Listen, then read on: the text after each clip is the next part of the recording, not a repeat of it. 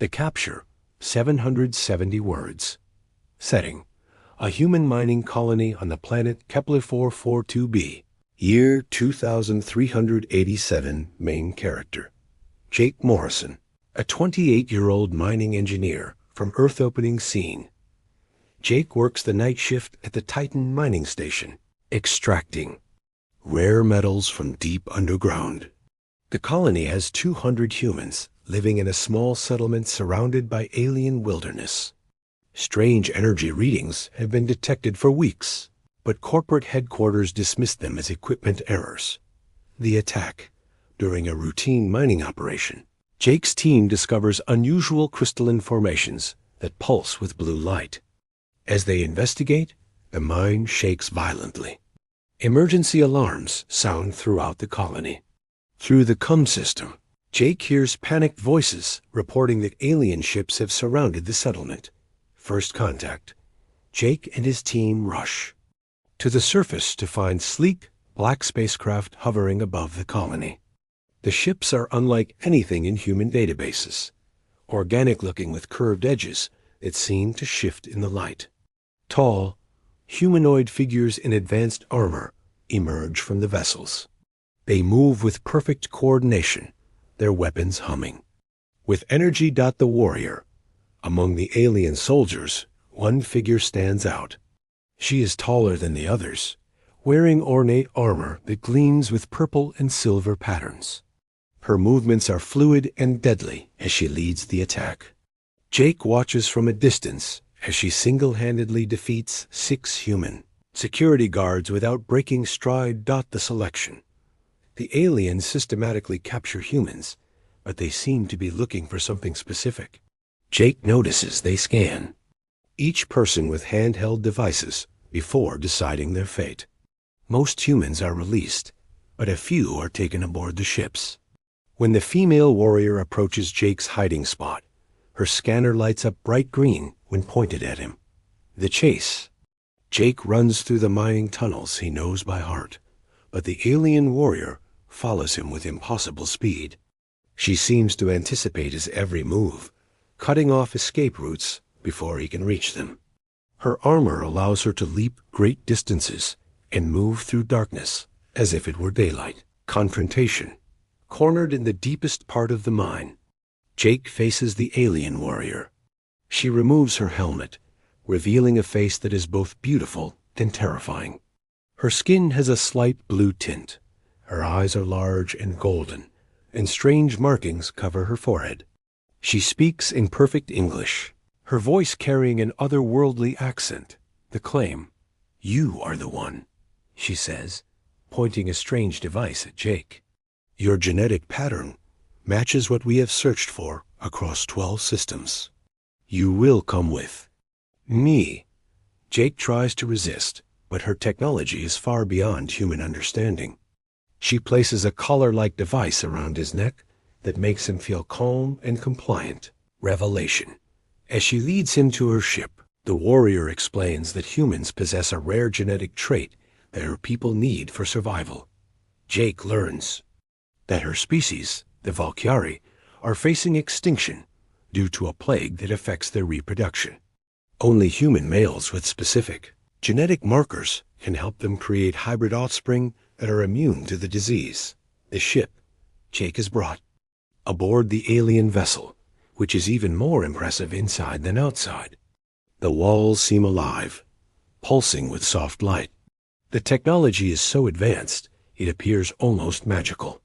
Other captured humans are already aboard, all looking dazed and confused. The introduction. The warrior introduces herself as Captain Lyra, commander of the Valkyrie Expedition Force. She explains that Jake is not a prisoner, but a selected mate, a title that carries great honor among her people. Jake learns that Valkyrie society is matriarchal, with female warriors choosing their mates based on genetic compatibility and personal strength. The resistance. Despite the calming effects of the collar, Jake's human stubbornness begins to surface. He demands to be returned to his colony and refuses to accept his new role. Lyra is both amused and impressed by his defiance.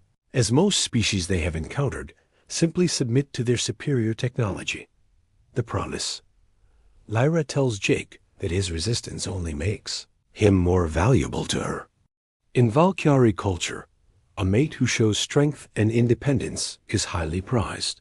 She promises that she will not force him to cooperate, but she will not give up pursuing him either. The chase, she explains, is part of their mating ritual. Cliffhanger. As the ship prepares to leave human space, Jake realizes that escape might be impossible. But he also begins to understand that Lyra sees him as more than just a genetic donor. There is something in her golden eyes that suggests deeper feelings. Feelings. That might be his only hope of survival in this strange new world. The story ends with Jake standing at the ship's observation window, watching his home planet shrink into the distance while Lyra stands behind him, her presence both protective and possessive. The pursuit setting. Aboard the Valkyrie ship Stellar Huntress, traveling through hyperspace to new reality. Jake awakens in a luxurious chamber that adjusts to his every need. The walls respond to his thoughts. The temperature changes with his comfort level, and food appears that tastes exactly like his favorite meals from Earth. Despite the luxury, he knows he is a prisoner. Understanding the enemy, Jake begins to study his captors. The Valkyrie are a warrior race that has conquered dozens of star systems. Their technology is based on biotechnology, living ships, organic weapons, and armor that bonds with the wearer's nervous system. They reproduce through complex rituals that involve both physical and psychic bonding. Lyra's background. Through conversations with other crew members, Jake learns that Lyra is not just any warrior. She is the daughter of the Valkyrie High Commander, and one of their most skilled fighters. She has conquered 3 star systems, and has never been defeated in combat. Her choosing Jake as a mate has caused significant attention among her people. The other captives. Jake meets the other human males, who were taken. Most have accepted their fate and seem happy with their Valkyrie partners. They explain that the genetic bonding process creates a deep emotional connection that makes resistance nearly impossible. They warn Jake that fighting the bond only makes it stronger. The courting ritual. Lyra begins the traditional Valkyrie courting process. She brings Jake gifts of rare weapons, precious metals, and samples of her own combat victories. Each gift is meant to demonstrate her worthiness as a mate. Jake refuses them all, which only increases her determination. Training sessions. To prove his worth, Jake is required to train with Valkyrie warriors. Their combat techniques are unlike anything humans have developed, combining physical prowess with psychic abilities. Jake struggles at first, but begins to adapt, showing improvement that surprises even Lyra. The psychic connection. During one training session, Jake and Lyra's minds briefly connect. He experiences her memories, the loneliness of command, the weight of her people's extinction, and her deep desire for a worthy mate. The connection is broken quickly, but both are shaken by its intensity. Escape attempt. Jake discovers that the ship's organic systems can be confused by human brainwave patterns. He manages to access a maintenance tunnel and reaches the ship's navigation center. However, his escape attempt is short-lived as Lyra tracks him down within minutes. The confrontation. Instead of punishing Jake, Lyra is impressed by his resourcefulness. She explains that previous selected mates never showed such initiative. His escape attempt has proven that he is truly worthy of her attention. She increases her courting efforts, becoming more attentive and protective. Cultural exchange. Jake begins to understand Valkyrie society better. Their females are warriors who must prove themselves through combat and conquest. Males are valued for their genetic contribution and their ability to provide emotional support. The concept of love exists, but is secondary to genetic compatibility. And mutual respect. The rival. Another Valkyrie warrior, Commander Vera, challenges Lyra's claim to Jake. Vera argues that Lyra is too focused on one human when their mission requires collecting many genetic samples. The rivalry between the two warriors creates tension throughout the ship. The test. Lyra decides to test Jake's loyalty by giving him a choice. She provides him with a weapon and tells him he can kill her and attempt to escape, or he can accept his role as her mate. Jake chooses a third option. He challenges her to single combat with the condition that if he wins, she must consider his terms for their relationship. The duel. The fight between Jake and Lyra is broadcast to the entire ship. Despite his training, Jake is no match for her superior strength and speed. However, his tactical thinking and unpredictable human nature allow him to land several surprising hits. The crew is amazed that a human could even survive against their best warrior. The respect. Though Jake loses the fight, he earns Lyra's respect and the admiration of the crew.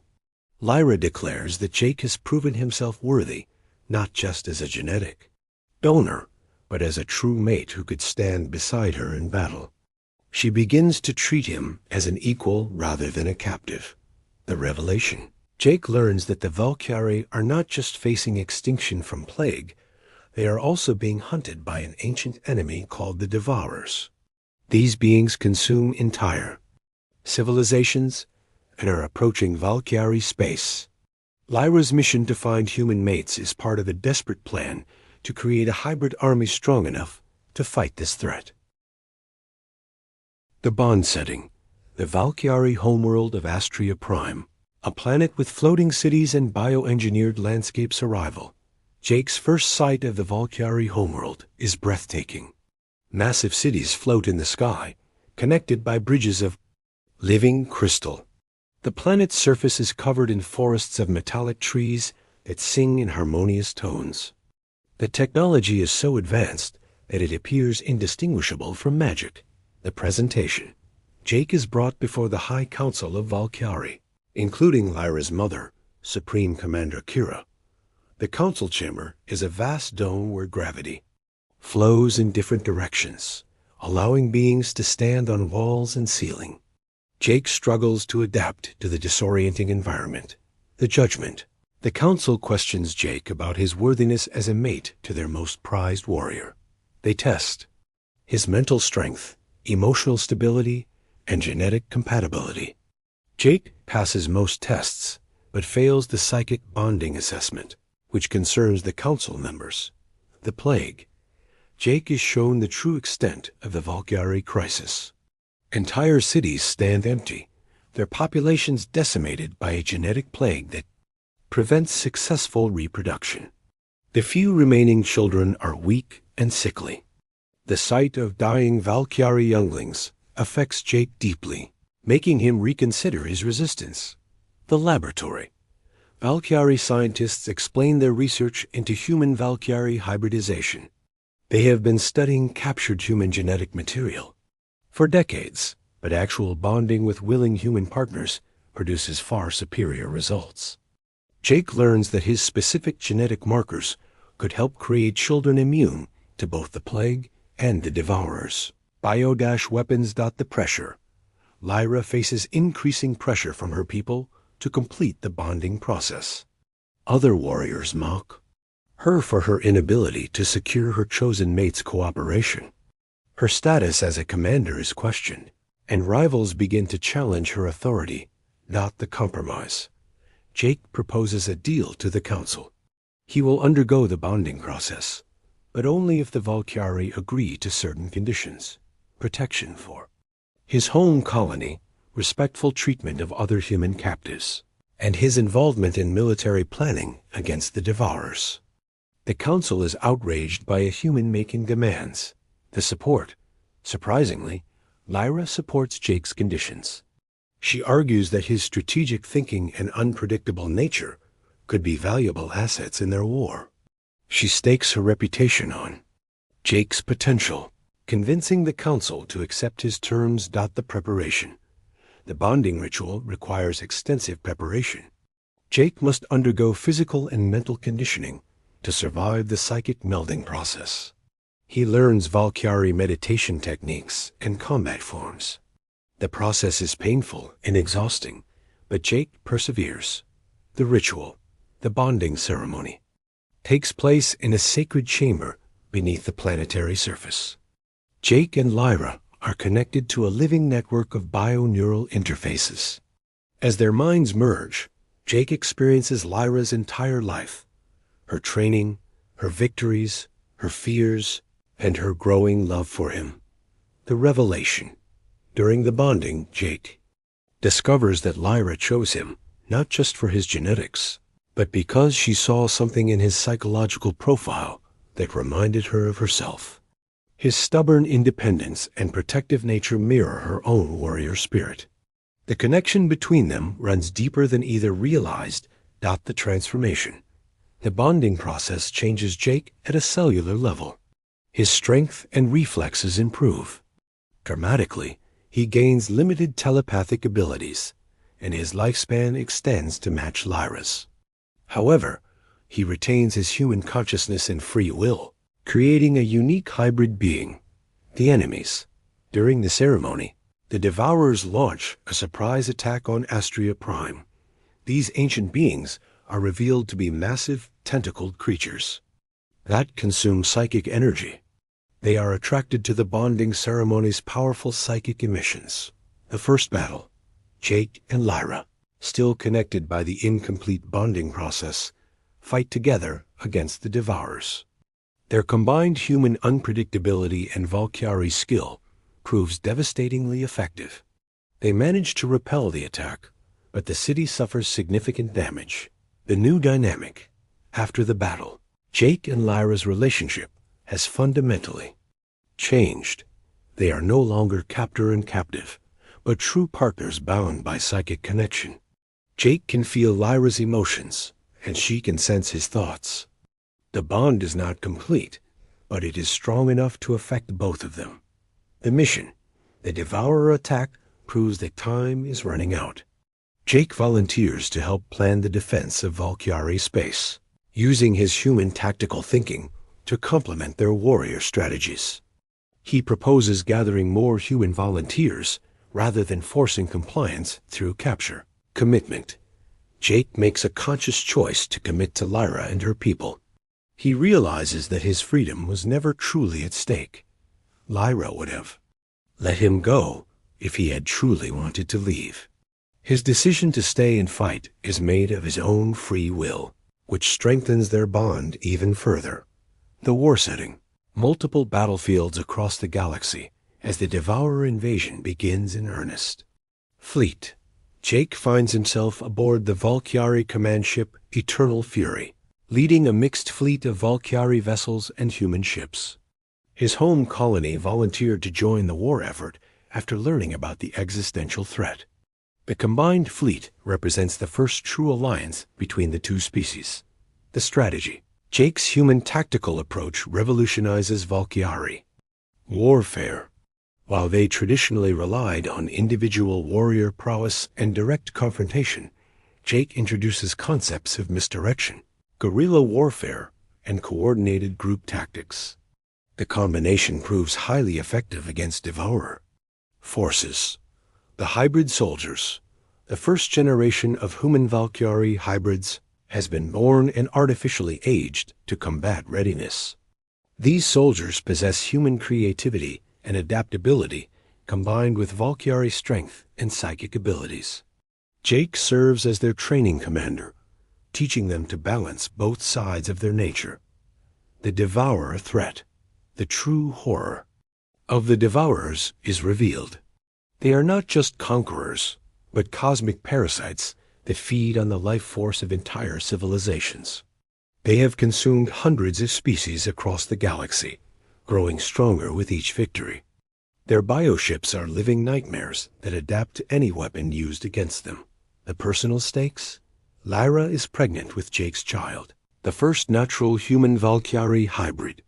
The pregnancy is difficult and dangerous, as their physiologies are not fully compatible. Jake must balance his duties as a military commander with his concern for his mate and unborn child. The desperate gambit. As Devourer forces overwhelm outer system defenses, Jake proposes a desperate strategy. He suggests using the psychic bond network of mated pairs to create a galaxy-wide communication system that could coordinate resistance efforts across multiple star systems simultaneously. The Resistance Network. Jake travels to different worlds to establish bonding pairs and communication nodes. He meets other humans who have chosen to bond with Valkyrie partners, each bringing unique skills to the Resistance. The network grows stronger with each new connection. The betrayal. Commander Vera, still jealous of Lyra's success and position, attempts to sabotage Jake's efforts. She argues that relying on human tactics and hybrid soldiers shows weakness. Her faction within the Valkyrie military stages a coup attempt during a crucial battle. The civil conflict. Jake and Lyra must fight a two-front war against the Devourers and against their own people. The civil conflict threatens to destroy the alliance just when unity is most crucial. Jake's diplomatic skills are tested as he tries to reunite the fractured Valkyrie forces. The sacrifice. During a massive battle over the Valkyrie industrial world of Forge Prime, Jake makes a desperate choice. He allows himself to be partially consumed by a devourer to understand their weaknesses from within. The experience nearly kills him, but provides crucial intelligence about their biology. Asterisk. The breakthrough. Jake's sacrifice reveals that the Devourers are vulnerable to a specific type of psychic resonance that can only be generated by bonded pairs. The stronger the emotional connection between partners, the more effective the weapon. True love, it turns out, is literally a weapon against the cosmic parasites. The final assault. Using this knowledge, Jake and Lyra lead a coordinated assault on the Devourer hive mind. Bonded pairs across the galaxy link their consciousness together, creating a psychic weapon of unprecedented power. The battle is fought as much in the realm of mind and emotion as in physical space. Cost of victory. The final battle takes a terrible toll. Many bonded pairs die from the psychic strain, and several Valkyrie worlds are lost to Devourer consumption. Jake himself is severely injured, his hybrid physiology pushed beyond its limits by the psychic warfare. The revelation.